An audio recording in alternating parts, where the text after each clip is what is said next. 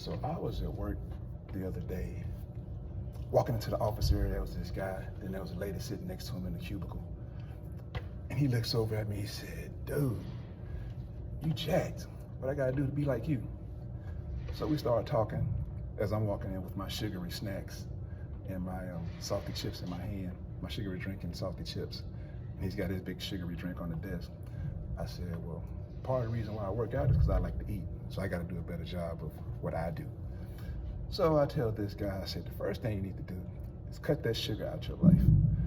You can see a bigger turnaround just by taking a lot of sugar out of your life and the salt. Because I'm sure a lot of us are in our pre-diabetic stage, so we want to make sure we stay away from that.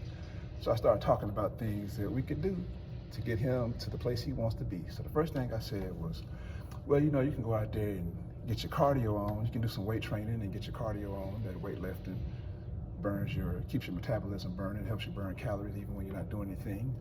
But you can also get your little cardio in there also with the weightlifting.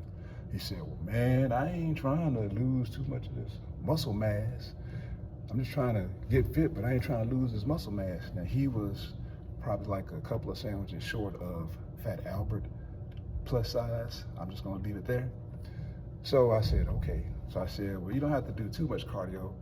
I'm guessing you're not gonna do that much cardio the way you burn that much of your muscle mass. But you can do a little something like running or jogging or something. He said, man, I can't be doing no running. That's gonna make my feet hurt if I run.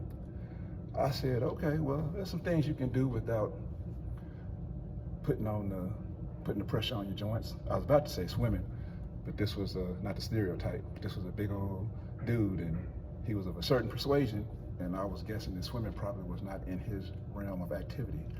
So I said, you can ride a bicycle. That'll help you get some cardio in, and you won't be putting a lot of pressure on your joints.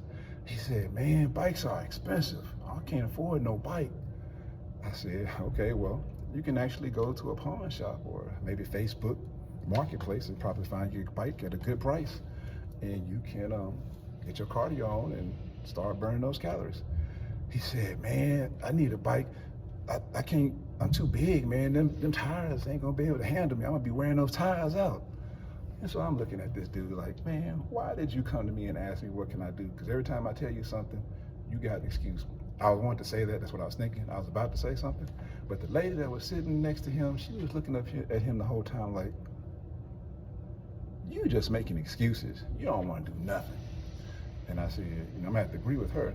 So what I realized is that people love to talk about doing things, but when it's time to get it done, or somebody showing you what you need to do to get it done, then the motivation or the thrill kind of goes away.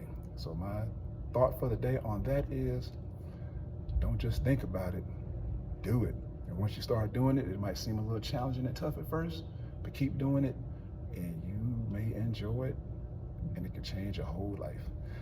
That's my Benny's Beads announcement for the day. And speaking of Benny's Beads, this is what we got going on today. We've got this nice little tiger's eye necklace with the pyramid on it, gold pyramid with some little jewels on it. So hit us up at bennysbeads.com, check us out. We got great candles also. So we out. We are staying fit after 55 plus.